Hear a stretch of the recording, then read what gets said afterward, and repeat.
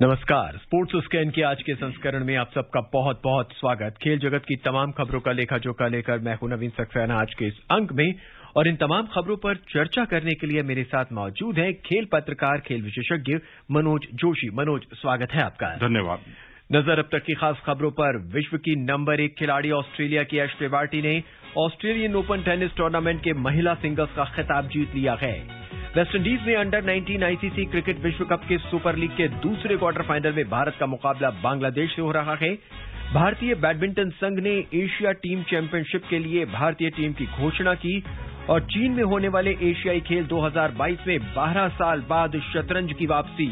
अखिल भारतीय शतरंज महासंघ ने भारतीय खिलाड़ियों की सूची जारी की।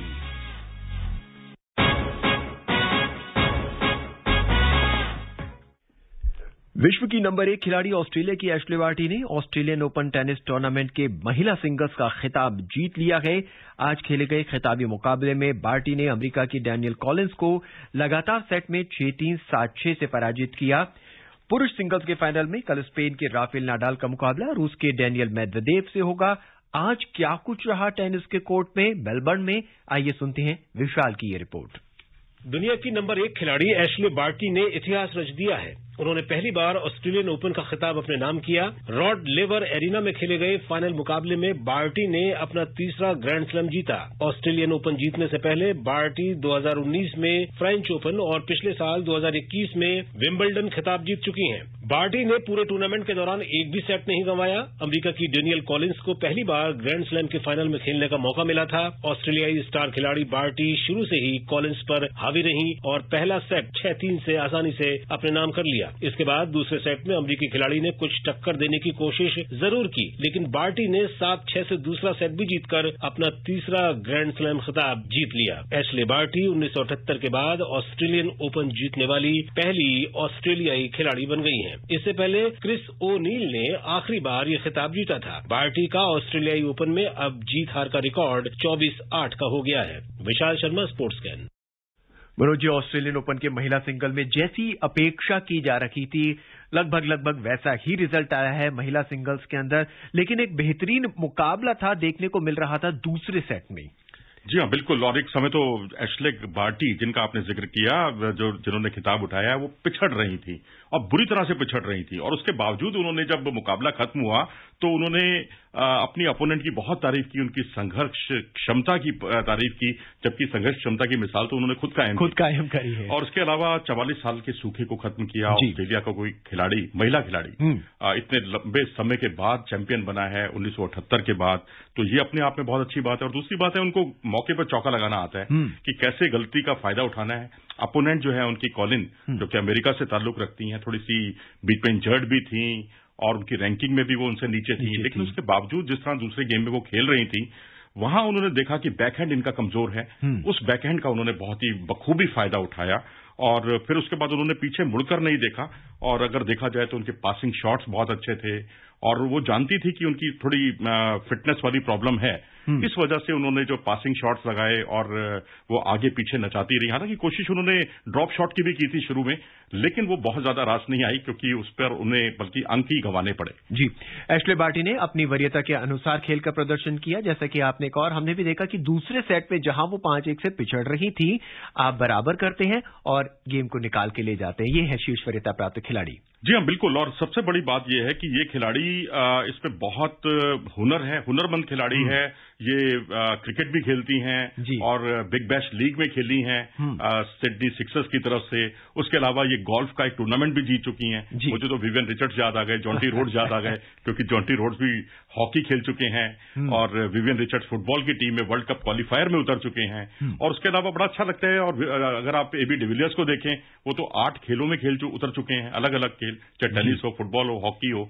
तो इनको एक सर्वांगीण खिलाड़ी कहा जा सकता है, और यहां इन्होंने टेनिस में ये साबित कर दिया कि आने वाला समय जो है अब ये इनका है, क्योंकि हर कोर्ट पर, जैसा आप देखें, अगर आप विंबलडन देखें, वहां भी ये चमकती हैं। आमतौर पर विंबलडन में अच्छा परफॉर्मेंस करने वाला खिलाड़ी वो फ्रेंच ओपन में उतना अच्छा नहीं कर पाता, क्योंकि वहां आपको बेस लाइन पर खड़े होकर विपक्षी की गलतियों का इंतजार करना है।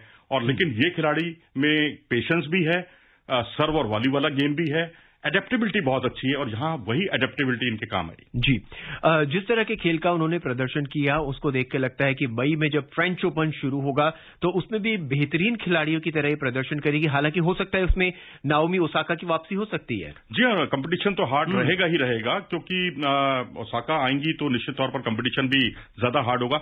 लेकिन मैं फिर भी कहूंगा कि ये खिलाड़ी एक ऐसा है, एडेप्टेबिलिटी इसको इतनी जबरदस्त है कि अगर आपको बेस लाइन पर खेलकर खेल का लुत्फ उठाना है तो आप एंजॉय करती हैं गेम को और पॉइंट्स लगातार अर्जित करती हैं। खासकर अपोनेंट की कमजोरी को बहुत जल्दी भांप लेती हैं।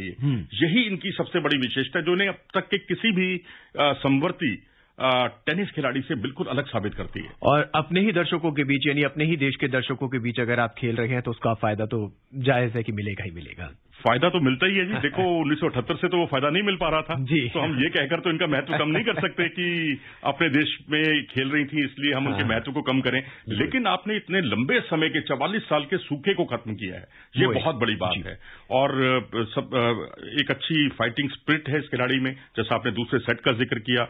और एसिस बहुत अच्छा लगाती हैं ये। और एसिस लगाने वाली खिलाड़ी आमतौर पर डबल फॉल्ट बहुत ज्यादा करती हैं, लेकिन ये डबल फॉल्ट बहुत कम करती हैं। ये इनकी बहुत बड़ी खूबी है कि अनफोर्स्ड एरर से बचती हैं और अपोनेंट पर पूरी तरह से हावी हो जाती हैं। मनोज, ये तो बात हुई महिला सिंगल्स की। कल जो है सुबह एक बेहतरीन मुकाबला खेला जाएगा नडाल और मेदवेदेव के बीच, और उम्मीद कर रहे हैं कि एक मैराथन मुकाबला होगा। कम से कम 5 सेट की उम्मीद तो कर सकते हैं दोनों खिलाड़ियों से। जी हाँ, बिल्कुल आप कर सकते हैं, क्योंकि हार्ड कोर्ट पर बहुत अच्छा खेले हैं नडाल, क्योंकि उन्हें आमतौर पर एक समय उन पर यह मान लिया गया था कि ये क्ले कोर्ट के अच्छे खिलाड़ी हैं। लेकिन क्ले कोर्ट के साथ साथ बाकी कोर्ट पर भी उन्होंने अपनी मौजूदगी का एहसास कराया है। 500वां मैच जीता है उन्होंने हार्ड कोर्ट पर। और सबसे बड़ी बात ये भी है कि इस साल सभी 10 मैच उन्होंने जीते हैं और ये उनको एक विशिष्ट बनाता है। और सबसे बड़ी बात एक और भी है कि 20 ग्रैंड स्लैम खिताब जो जीते हैं इन्होंने ज्वाइंटली फेडरर और जोकोविच के साथ, अब ये उनसे आगे निकल सकते हैं इस जीत के साथ। जोकोविच इस टूर्नामेंट पे नहीं खेले, फायदा नडाल को हुआ, साफ दिख रहा है। हालांकि मेदवेदेव और नडाल जिस तरह से सेमीफाइनल खेल के फाइनल में पहुंचे, एक लंबा मुकाबला। मेदवेदेव की मैं बात करना चाहूंगा, सेमीफाइनल में वो लगभग हार की कगार पे थे। एक ही पॉइंट उनको चाहिए था और वो हार सकते थे, मतलब उन्हें अगर उनसे चूक जाता तो वो हार जाते। वहां से लौट कर आए हैं और वापसी की है। नडाल को कहां तक टक्कर दे पाएंगे? टक्कर दे सकते हैं, क्योंकि जैसा आपने बताया ना, लास्ट तक उन्होंने संघर्ष अपना छोड़ा नहीं है। और जब आपको बहुत कंपटीशन, जबरदस्त कंपटीशन मिलता है तो आपके प्रदर्शन में बहुत ज्यादा निखार आता है, आपको बहुत अच्छा अभ्यास मिलता है। तो यहां ये नडाल के लिए परेशानी का सबब पैदा कर सकते हैं, क्योंकि हालांकि नडाल बहुत बड़े खिलाड़ी हैं।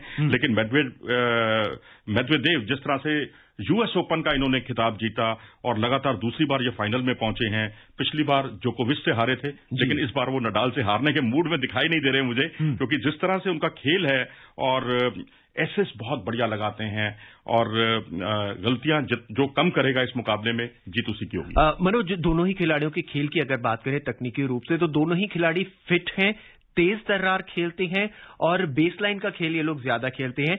अगर हम तुलना करें नडाल से, तो नडाल थोड़े एक्टिव ज्यादा नजर आते हैं कोर्ट कवरेंस की अगर बात करें। और वो बात समझी भी जा सकती है, उनका जो तजुर्बा है और वो हर स्थिति में अपने आप को ढालना। और सेमीफाइनल में जैसे आपने बताया कि वहीं नडाल की भी अगर हम बात करें तो उनको भी बहुत संघर्ष करना पड़ा है। 2 घंटे से ज्यादा वो मैदान पर रहे हैं और इटली के माथियो बैटेनी के खिलाफ। तो मुझे लगता है कि यहां पर मुकाबला बहुत संघर्षपूर्ण होने वाला है। जो कूल माइंडेड होकर खेलेगा, अनफोर्स्ड एरर से बचेगा और अपने बेस लाइन पर पूरी तरह से फोकस करेगा और जरूरत पड़ने पर सर्व एंड वॉली का खेल को भी करने में चूकेगा नहीं, जीत उसी की होगी। यानी कि कोरोना महामारी के बीच विश्व का पहला ग्रैंड स्लैम, पहला फाइनल जो है शानदार होने वाला है। शानदार होने वाला है। और हम जो दूसरे महिलाओं में हमें जो संघर्षपूर्ण उतना मुकाबला देखने को मिला नहीं, स्टेट सेट में फैसला हुआ, यहां मुझे लगता है कि स्टेट सेट में शायद फैसला ना हो। जी, उम्मीद करते हैं कि स्टेट सेट में फैसला ना हो और दर्शक भी और टेनिस प्रेमी भी यही चाहेंगे कि एक लंबा मुकाबला खेला जाए। और अब बात क्रिकेट की। वेस्टइंडीज ने अंडर 19 एसीसी क्रिकेट विश्व कप के सुपर लीग के दूसरे क्वार्टर फाइनल में भारत का मुकाबला इस समय बांग्लादेश से हो रहा है। भारत ने टॉस जीतकर पहले गेंदबाजी करने का फैसला किया। ताजा समाचार मिलने तक 10 ओवर में 3 विकेट पर 20 रन बना लिए हैं बांग्लादेश ने। हालांकि भारतीय टीम में यश ढुल की वापसी हुई है निशांत सिंधु की जगह, क्योंकि निशांत जो है वो कोरोना संक्रमित और कोरोना पॉजिटिव पाए गए हैं। एक अच्छी शुरुआत भारत की। जी हां, बिल्कुल। टॉस जीतकर पहले फील्डिंग करने का जो फैसला था भारत का बहुत सटीक रहा, क्योंकि मॉइस्चर था पिच पर, और उस मॉइस्चर का फायदा उठाने के लिए जैसे कि यश ढुल ने टॉस के समय बताया भी, और 3 विकेट उन्होंने चटका लिए। पहली सबसे बड़ी बात है कि फुलर लेंथ की वो गेंदें कर रहे हैं, और फुलर लेंथ पर तो आप कम से कम एक तरह से अवसर देते हैं अपने अपोनेंट को कि वो स्ट्रेट खेलें, सामने खेलें, खुलकर खेलें, लेकिन उसका उनको फायदा मिल रहा है। एक बॉल उन्होंने लेंथ बॉल पर विकेट लिया, बाकी दोनों विकेट उन्होंने फुलर लेंथ पर किए हैं, और ये सबसे अच्छी बात है। एक को उन्होंने बैकवर्ड स्क्वायर लेग पर कैच कराया और एक को उन्होंने स्लिप में कैच कराया, तो इससे ये जाहिर होता है कि गेंद को वो बाहर की तरफ निकाल रहे हैं। हालांकि भारत का मुकाबला बांग्लादेश, जो कि गत चैंपियन भी है, मौजूदा चैंपियन भी रह चुकी है बांग्लादेश।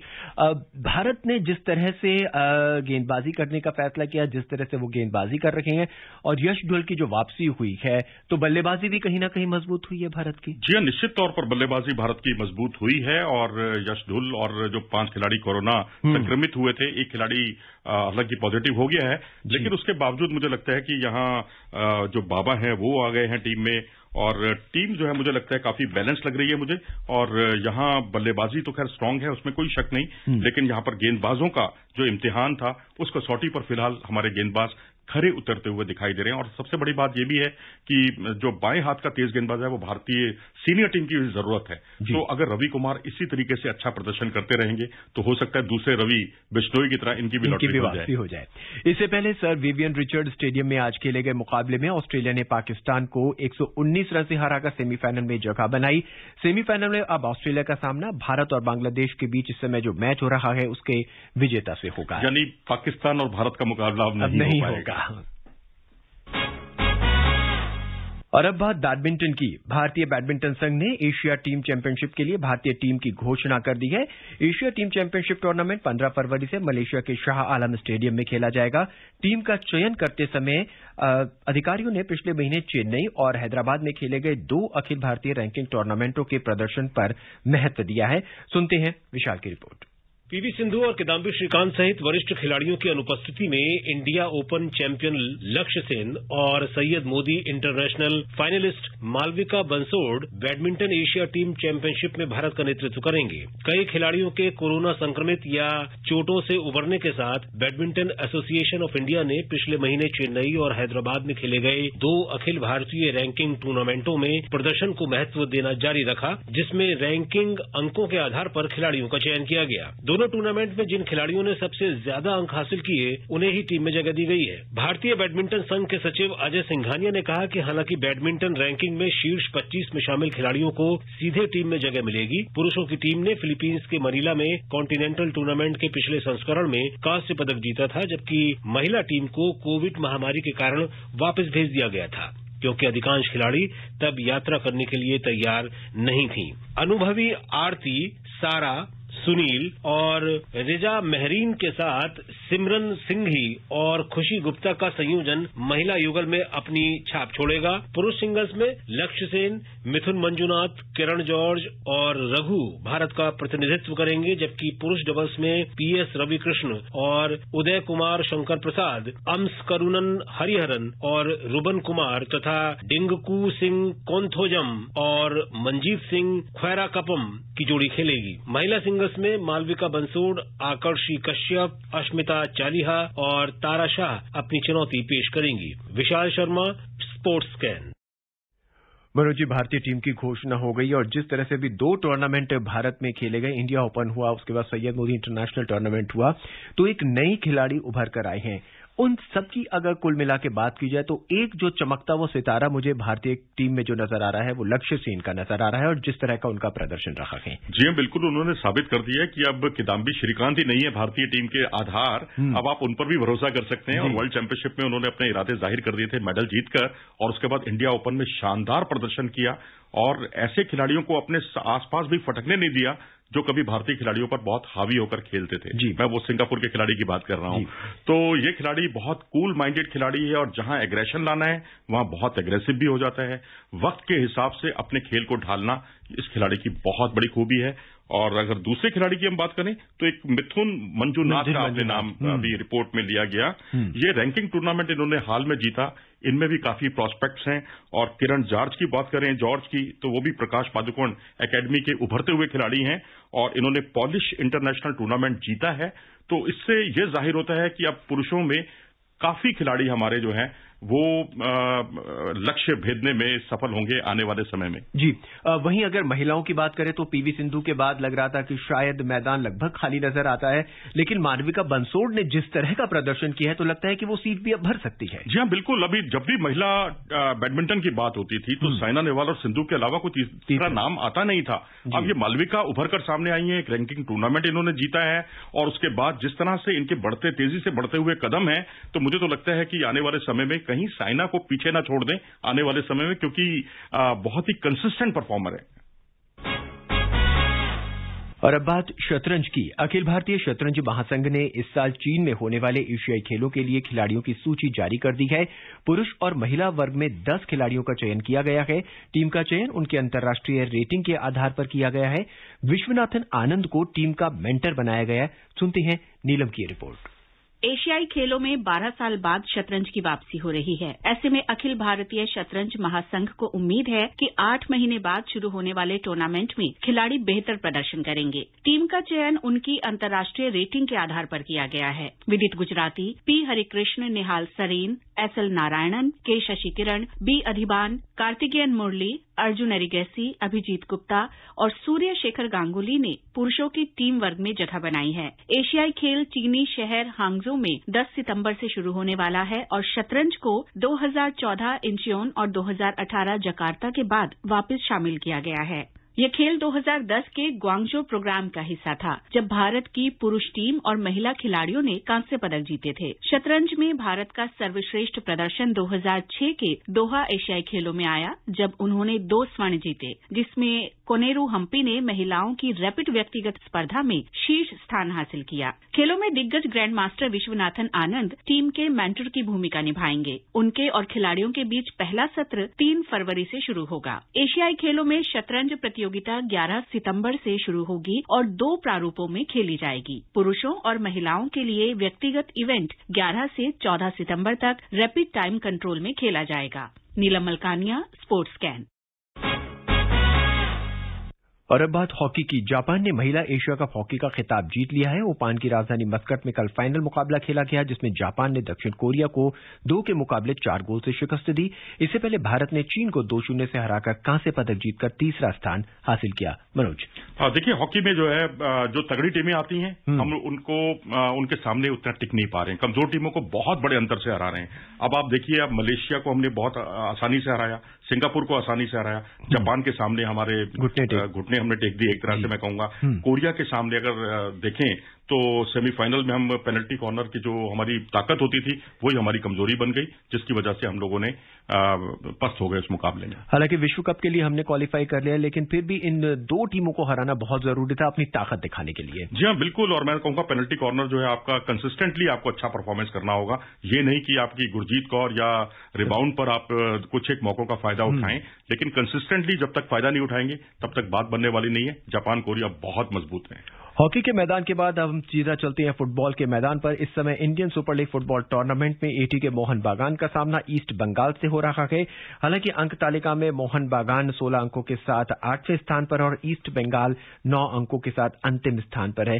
2 बड़े क्लब एटी के, और उसके बाद दोनों की हालत किस तरह से? देखिए, बहुत हालत खराब एटी के मोहन बागान का 8वें स्थान पर लुढ़कना। और ईस्ट बंगाल तो पहले भी पिछले साल भी कमजोरी थी, लेकिन पिछले 5 मुकाबलों में से 4 मुकाबले मोहन बागान ने जीते हैं। और अब हुगो बुमोस जो है ईस्ट बंगाल की टीम में आए हैं, पहले मोहन बागान से खेला करते थे, तो इससे स्थितियां काफी कुछ पलट सकती हैं। जी, मनोज जी चर्चा करना चाहते थे, लेकिन वक्त हमें बिल्कुल इजाजत नहीं देते हैं। अगली बार जब हम आपसे बातचीत करेंगे तो और तमाम खबरों पर आपकी विशेष राय साझा करेंगे। धन्यवाद। आज के इस अंक में बस इतना ही। चलते चलते नजर एक बार फिर अब तक की खास खबरों पर। विश्व की नंबर 1 खिलाड़ी ऑस्ट्रेलिया की एशले बार्टी ने ऑस्ट्रेलियन ओपन टेनिस टूर्नामेंट के सिंगल्स का खिताब जीत लिया है। वेस्टइंडीज ने अंडर 19 आईसीसी क्रिकेट विश्व कप के सुपर लीग के दूसरे क्वार्टर फाइनल में भारत का मुकाबला बांग्लादेश से हो रहा है और भारतीय बैडमिंटन संघ ने एशिया टीम चैंपियनशिप के लिए टीम की घोषणा कर दी है। आज के इस अंक में बस इतना ही। मुझे यानी नवीन को दें इजाजत। नमस्कार।